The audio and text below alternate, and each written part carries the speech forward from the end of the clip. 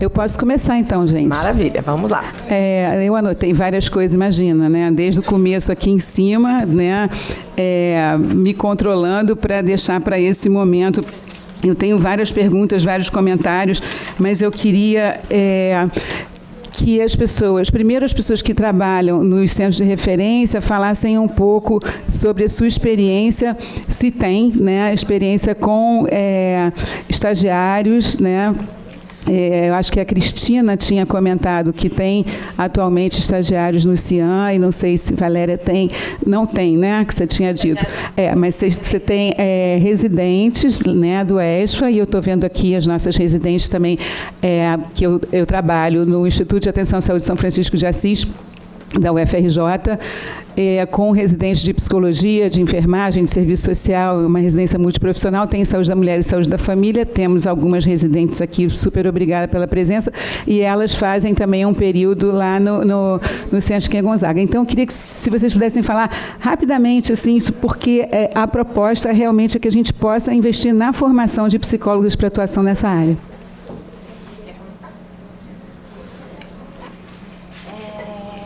Muito gratificante a presença desses profissionais, né, porque a residência já implica em profissionais que estão fazendo no R1, eles ficam durante 3 meses, e a gente começa com uma discussão de textos e vai percebendo a evolução deles no aprofundamento dessas discussões que são propostas.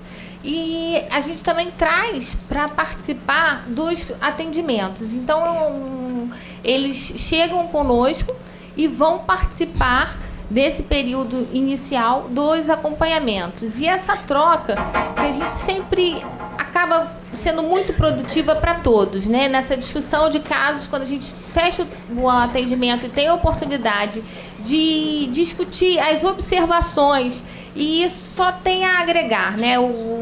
A reflexão que esses profissionais ainda jovens nos traz a oportunidade de aprofundar a discussão, de aprofundar o conhecimento e discutir essa prática do que está acontecendo nesses atendimentos. A gente vem recebendo estagiários no CIAN. Anteriormente recebíamos somente estagiários de pós-graduação, sobretudo o pessoal da jurídica, da UERJ. Mas de uns tempos para cá, já de uns 5, 6 anos, a gente vem recebendo estagiários de serviço social e, mais recentemente, de graduação de psicologia. Elas entram, quer dizer, a gente pede que leia inicialmente os documentos base, né? Que baseiam o nosso trabalho, a atuação do centro de atendimento, e posteriormente elas passam a acompanhar os atendimentos, o grupo de reflexão, e assim que termina o atendimento há uma pequena discussão a partir das observações dela, das dúvidas delas, né? E depois de um tempo elas passam a se sentir mais à vontade, inclusive para as discussões das reuniões de equipe dos estudos de caso. Agora a gente está identificando um probleminha, porque elas entram e não querem sair.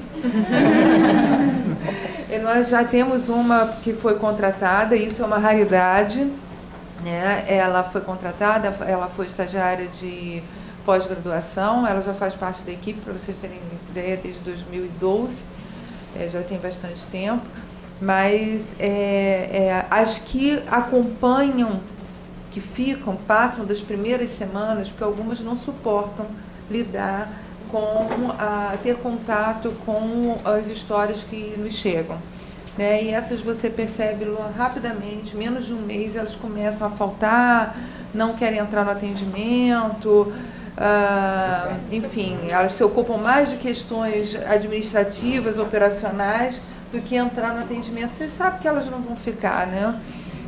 Mas as que ficam, enfim, eu tenho estagiária lá que vai completar 2 anos e que negocia com a supervisora da universidade para não sair.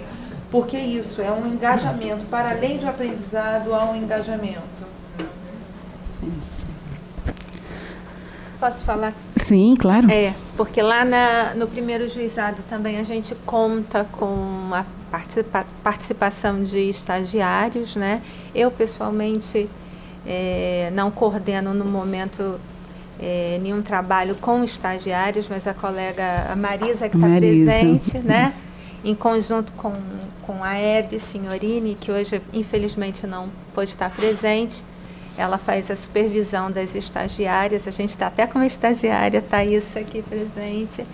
E tem sido uma experiência, eu acho, bastante positiva, né? Contribui muito para o nosso trabalho. Elas também participam dos atendimentos, participam também do trabalho administrativo, porque a gente tem toda uma rotina, né, de trabalho. Então, isso tem sido muito profícuo para a gente. E elas, é interessante também, pelo que é do meu conhecimento, a prática lá das estagiárias na equipe acaba revertendo também como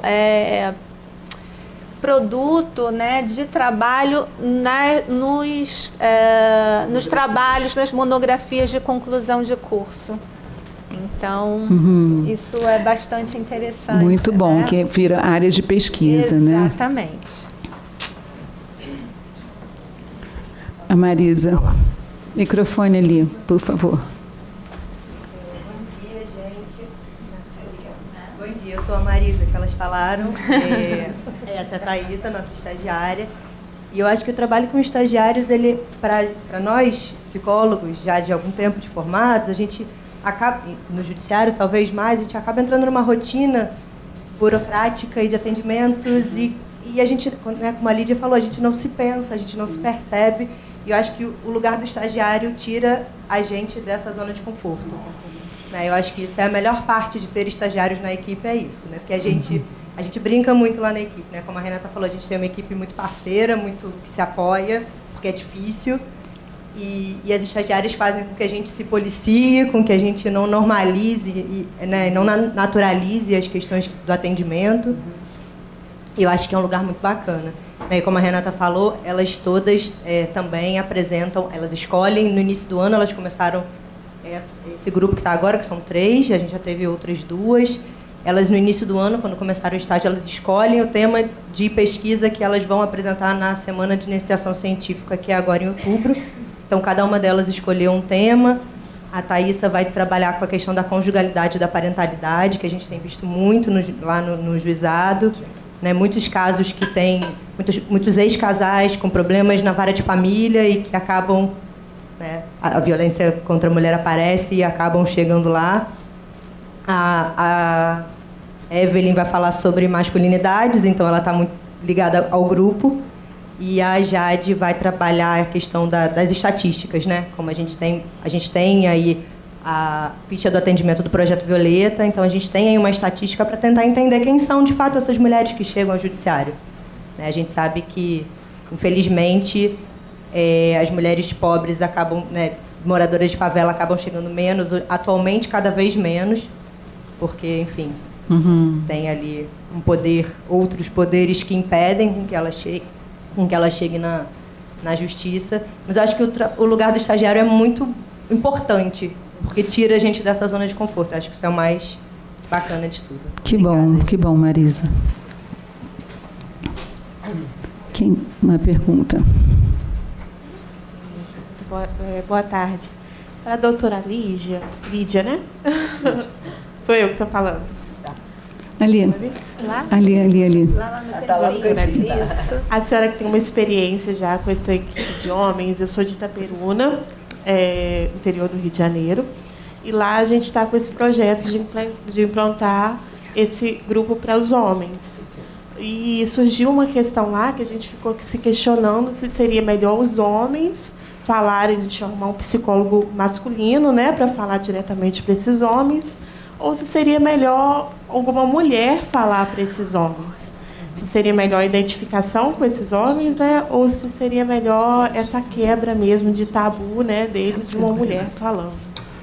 Então, essa é uma pergunta interessante, porque nós também tínhamos visto na literatura grande quantidade... Desculpa. Tá. A gente tinha visto como alguns grupos recomendavam, né, que a coordenação fosse feita por homens. Tá? E nós éramos uma equipe de mulheres, né? Duas coordenadoras mulheres e uma pessoa mulher também observando. E o que a gente constatou é que, na realidade, isso não impede e nem prejudica o trabalho, não é um fator determinante nada. Por quê? Porque se você está aberto para a escuta, né, você vai perceber que o grupo vai funcionar exatamente independente do gênero, senão a gente estaria também colocando a questão gênero. Né? Somos pessoas falando sobre gênero. Tá? Não são as mulheres versus homens ou homens com homens. Porque se a gente tem que ser homem coordenando, parece que você fecha de novo, só os homens vão entender o assunto de homem. E não, ali são pessoas tentando entender conflitos. Tá? Não sei se eu te respondi. Só um adendo, assim, o mesmo acontece com grupos de mulheres, não necessariamente grupos de mulheres deveriam ser coordenados por mulheres. Nada impede que assistentes sociais homens e assistentes sociais mulheres também façam grupos voltados para atendimento a mulheres. Eu acho que... Né? Exatamente. Eu queria aproveitar só para fazer uma pergunta para a professora Lídia, porque quando eu fiz o meu estudo no primeiro juizado com os grupos de homens, a minha pergunta da minha pesquisa era se isso funciona. Era assim mesmo o título, né? Grupos reflexivos para homens autores de violência. 2 pontos. Isso funciona? E nas minhas conclusões, tem um monte de questões sobre funcionar, mas uma das questões é que não existe uma avaliação, né? Alguma coisa, um instrumento de avaliação que possa realmente verificar resultados, né? E a professora Lídia trouxe muitos resultados positivos que vieram simplesmente do depoimento dos homens, né? Então eu queria saber como é que é isso no seu projeto, se tem alguma outra forma de avaliação de resultados ou se são essas falas dos homens que a gente considera que são riquíssimas, que se é por aí. E se isso é sistematizado também. Esses 4 grupos, ainda nós não estávamos com um projeto consolidado de pesquisa, não tinha uma questão, era piloto, a gente estava tentando responder as questões que a juíza estava nos fazendo, né, o juiz estava nos fazendo. Então, a avaliação, a gente fez um mini questionário, não era nem um questionário, ao final do grupo, né, no final dos 10 encontros, eles nos diziam o que eles tinham podido aproveitar do encontro. Tá? E por esses questionários a gente começou a pensar algumas coisas. Então, o que se percebeu é que tem efeitos muito variados. Para cada homem ali, os efeitos são muito variados. Então, foi isso que foi gratificante. A gente não tem uma certeza se aquela pessoa não vai voltar a ter um ato violento, se aquilo foi internalizado, mas você tem pequenas respostas que mostram que alguma coisa foi ouvida, que alguma coisa ficou. Então, acho que sim. Que bom. Mas pesquisas sobre isso seriam fundamentais. Realmente. Faremos. Exatamente. Eu até gostaria de sugerir que a gente pudesse também ter um evento, né, aqui, futuro, com essa temática, né, dos grupos. Isso já está sendo pensado. Voltados. Claro que sim, teremos esse ano. Com várias experiências. Isso. Né? Acho que seria interessante também. Doutora Paula quer fazer um comentário. Eu queria fazer um comentário um pouco pegando o que veio assim da plateia, né? Porque acho que é importante afirmar que nas discussões sobre a formação, né, estágio e pesquisa surgirão como pontos a serem revisados, né? Acho que isso é importante, porque o estágio em psicologia é um nó. Um nó para as universidades, um nó para os alunos, um nó para tudo, né? Agora, o lugar que ele ocupa na formação, ele é imprescindível. Então, assim, uma das coisas que está lá para a nova diretriz é a ampliação do tempo de estágio, da carga horária de estágio. Né? Isso talvez dê aos alunos, né, as pessoas que estão em formação, a possibilidade também de transitar em diversos campos, que a proposta é um estágio que se inicia mais cedo, né, e vai ganhando o modelo de trânsito, né, para que a gente possa conhecer os lugares onde a psicologia está. Né? Da mesma forma, a pesquisa, um incremento de uma pesquisa decolonialista.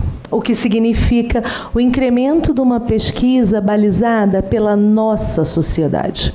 Né? Não temos que fazer uma psicologia que não nos representa. Né? Temos que pensar em que psicologia nos representa. E uma das questões que nesse debate, né, da diretriz, eu estou falando de um lugar assim, que eu fui relatora de muitas das reuniões, participei nas outras instâncias, o que acontece? Né? A questão das identidades, ela se mostrou muito prevalente. E isso trouxe uma grande discussão. Né? Até que ponto as identidades contribuem ou não para as psicologias, né? Porque começou essa discussão que então, só alguém com essas características poderia, então, atender pessoas com as mesmas características, né? Isso é uma discussão imensa, né? Pena que o Pedro não está aqui, mas é uma discussão imensa que se coloca, né, dentro até dos conselhos de como é que isso vai se encaminhar. E é importante a gente pensar, né, que talvez a gente não precise se identificar, ou talvez a gente precise pensar que a identificação imaginária é muito improdutiva ao trabalho do psicólogo, né? Então a gente precisa estar pensando nessas coisas. É isso. Dá a palavra à colega que já está com o microfone. Boa tarde a todos. É um prazer estar aqui, um sentimento de gratidão mesmo pelo conteúdo apresentado ao longo de toda a manhã. Meu nome é Cinelli, sou formada pela UERJ em Psicologia, atualmente estudo na Fiocruz, faço pós lá em Direitos Humanos e Saúde, e estava aqui pensando em algumas questões, né, fazendo esse diálogo entre a psicologia e os direitos humanos. E aí, a primeira pergunta eu direciono para a Cristina e para Valéria. Valéria. Que eu estava pensando, do ponto de vista da psicologia, qual o conceito de direitos humanos? Pensando nessa lógica do direito da mulher, né? Mas pensando um pouco por aí. Mas também perguntas para nortear futuras pesquisas, né? Eu vim hoje estar com vocês aqui porque eu gostaria de me aprofundar na pós com essa temática de violência contra a mulher, de gênero, né? E futuramente aí na vida acadêmica, né? Continuar. Estava pensando numa outra pergunta, numa outra questão, que dessa área, quais seriam as lacunas nessa área para futuras pesquisas? A doutora Lídia já respondeu um pouco, e aí eu queria ampliar para vocês e para os colegas que estão aqui na plateia também, para a gente conversar melhor. Obrigada pela oportunidade de fala, e foi um prazer, está sendo um prazer estar aqui. Obrigada. Vamos lá, Valéria e Cristina. Você pergunta qual o conceito. Eu acho que a gente não tem como escapar muito do que é trabalhado a partir do direito, né, por óbvio, né, e tem alguns autores que trazem contribuições bem mais ampliadas, baseadas na filosofia do direito, como Sarlet, por exemplo, né, ele traz uma grande reflexão que nos leva ao aprofundamento da dignidade da pessoa humana, como eu falei, o desenvolvimento humano, né? Porque é aí que você traz a pessoa, o sujeito, né? Nessa perspectiva que a gente faz essa interseção, né? Políticas públicas, campo de saber, né? E direitos humanos. Não sei se é isso que você queria saber. Sim, quando a gente para, né, para refletir o que é a violência doméstica, a gente está falando de uma disparidade de forças, né, entre homem e mulher. E aí nada mais é do que uma questão de garantias de direitos e que vem falar do que está implícito, né, nos direitos humanos, em que a partir de que olhar homens e mulheres possam falar em igualdade de direitos, possam estar dentro da sociedade com possibilidades iguais, e que isso ainda não é possível na sociedade em que estamos. Bom, eu acho que a segunda pergunta, quais as lacunas para as futuras pesquisas, acho que as duas professoras das universidades, talvez a Cecília também. Não, doutora Lídia, doutora Paula. Coisa difícil essa pergunta. É porque, assim, tem um pesquisador no meio, né? Então, não é qualquer coisa. Mas eu acho que, assim, eu acho que a grande lacuna é que a gente possa fazer pesquisas mais brasileiras, né? Acho que o Pedro falou uma coisa muito interessante, né? A língua da psicologia é latina. E a gente tem que levar isso em consideração, sabe? Isso não necessariamente quer dizer que a gente não tenha que dialogar com diversos autores que, enfim, estão lá, né, na base da nossa formação, mas significa que a gente pode ir além deles, né? Assim, há coisas que são muito diferentes hoje, né? Do tempo em que uma psicologia surge, né, como ciência, né? Como profissão, então. Né? Mas eu acho que são coisas interessantes, coisas que a gente precisa pensar. Eu brinco sempre com as minhas alunas, né? Que, assim, são fenômenos, né? A gente hoje está num tempo de uma comunicação muito rápida, né? Tudo é muito rápido. E aí a gente vai lá ler Freud, né? Assim, a minha formação é em clínica psicanalítica, né? Então, eu dou aula de Freud. Entende? Então, vamos lá ler Freud, né? A gente vai ler lá a técnica, aí vai todas aquelas coisas das resistências e tal. E vamos pensar isso, né? E a gente precisa ponderar algumas coisas, né? Daria hoje para os psicólogos no Rio que atendem pacientes de Niterói pensar que seus pacientes são resistentes? Entende? Estão resistindo. Talvez naquele tempo não tivesse sequestro de ônibus na ponte em cena. Da mesma forma, o que significa uma falta em tempos de WhatsApp? Que 2 minutos antes de uma sessão, alguém manda alguma coisa dizendo que aconteceu uma desgraça. E desgraça mesmo. Né? Desgraça mesmo. Lá no nosso ambulatório, são pessoas que mandam as mensagens dizendo assim, a polícia invadiu, não dá para sair. Ok. Ok, se resguarde. Né? E a gente precisa repensar isso à luz. Eu acho que esse é o campo que abre para a gente. O que a sociedade brasileira demanda também de nós pesquisadores na produção de algo que reverte a própria sociedade brasileira. Né? Eu acho que esse é um caminho. Né? Antes de passar para a doutora Lídia, fiquei pensando justamente essa questão que você comentou, que o Pedro trouxe, né? Fiquei pensando por que justamente, né, que nós estamos em primeiro lugar no número de psicólogos e em segundo lugar o México, né? O que acontece nesses dois países, né?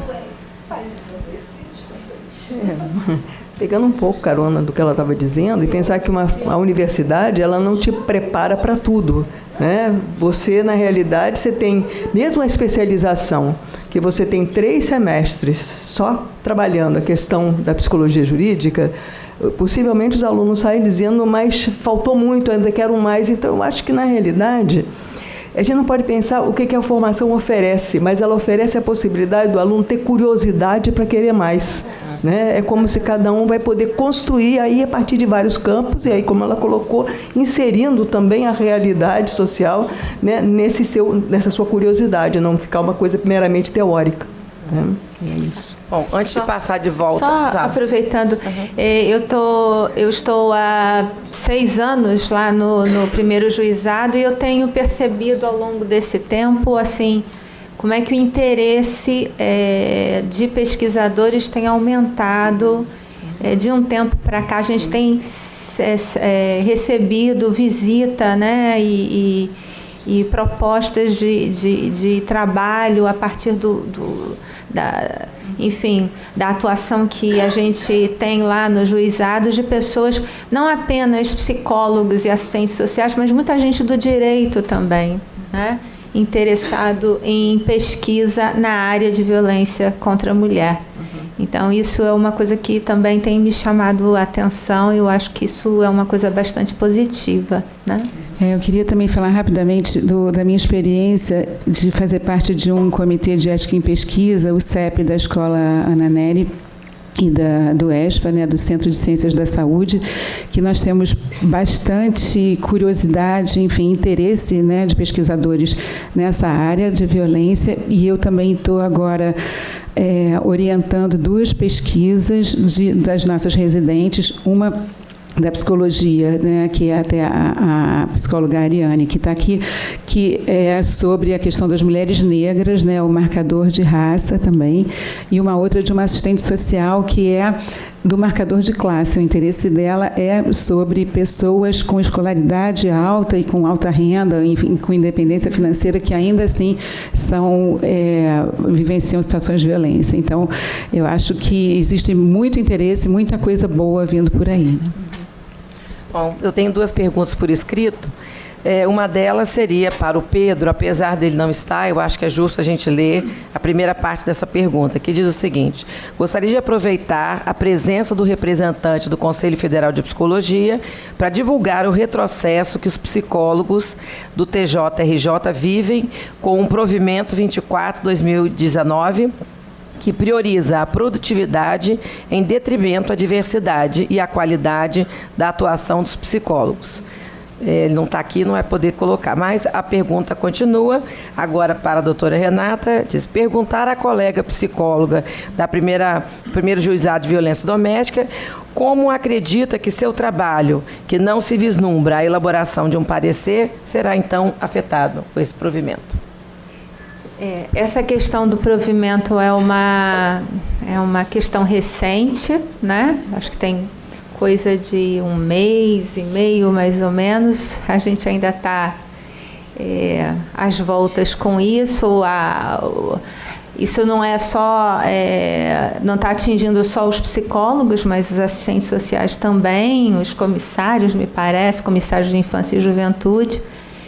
Existe toda uma discussão em relação a isso, mas esse provimento ele prioriza, assim, em linhas gerais, né, a questão da produtividade aí pensada enquanto quantidade, né, quantidade de laudos, de pareceres, de relatórios, e a gente sabe que a gente trabalha com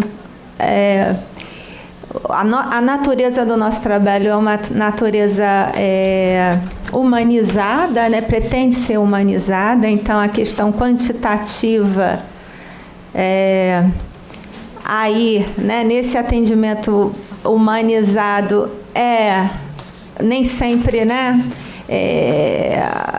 a gente pode quantificar, né, o trabalho que a gente faz, né? Essas exigências têm sido colocadas pela instituição, e é um embate, a gente não sabe como é que a coisa vai se encaminhar, mas a gente continua trabalhando. Acho que, de maneira geral, a categoria, os psicólogos, tem claro que, mais do que números, o importante é a qualidade do trabalho, o resultado do trabalho, né? E, enfim, eu não tenho uma resposta, mas assim, a gente tem claro que o nosso trabalho vai muito além da elaboração de laudos, né? Com certeza. É um trabalho muito mais complexo do que escrever relatório e isso ir para uma estatística. A produtividade é muito além disso, né? Ok, obrigada. Okay. Eu tenho uma outra pergunta da Fernanda, não sei se ela está aí, que eu gostaria de saber para quem que você vai direcionar. A pergunta é: como lidar com crianças que vivem em um ambiente de alienação parental e violência verbal entre pais que são separados? Fernanda, para quem vamos dirigir a pergunta? Quem gostaria de se vocacionar a responder? Mas, enfim, fala dessa complexidade.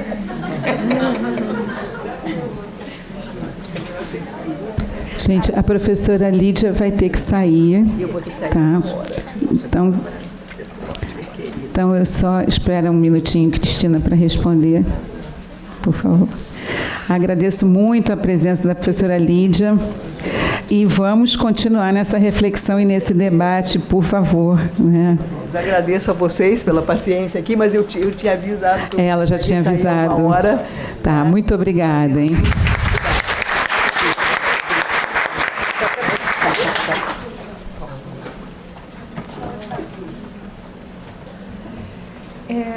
Bom, como eu estava comentando, eu acho uma pergunta, quer dizer, eu acho que vale um encontro só para isso, né? Talvez até um curso. Mas eu não entendo que seja possível fazer qualquer trabalho com criança ou adolescente sem se trabalhar as famílias, até porque é a minha ênfase de trabalho, né? Para além do CIAN.